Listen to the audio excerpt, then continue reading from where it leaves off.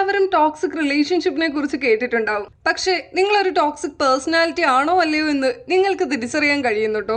അത് തിരിച്ചറിയാനുള്ള 5 കാര്യങ്ങൾ ഞാൻ പറയാം. First one, dome scrolling. അതായത് മോർണിംഗ് ഉണർന്നതും അറിയാതെ തന്നെ നിങ്ങളുടെ ഇൻസ്റ്റഗ്രാം അല്ലെങ്കിൽ യൂട്യൂബ് ഷോർട്സ് എന്നിവ സ്ക്രോൾ ചെയ്യുന്നുണ്ടെങ്കിൽ നിങ്ങൾ സ്വയം ടോക്സിക് ആണ് എന്നതിന്റെ ആദ്യ ലക്ഷണമാണ്.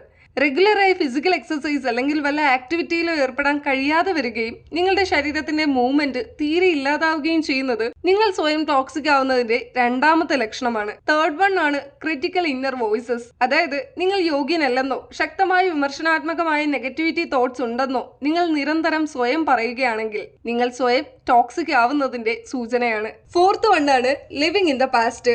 ടോക്സിക് ആവുമ്പോൾ ഒരേ കാര്യം തന്നെ വീണ്ടും വീണ്ടും ആവർത്തിക്കുന്നു. ആൻഡ് ദ ലാസ്റ്റ് വൺ, ഒരുപാട് ഹെൽത്തി ആയ ചോയ്സസ് നടത്താതിരിക്കുക.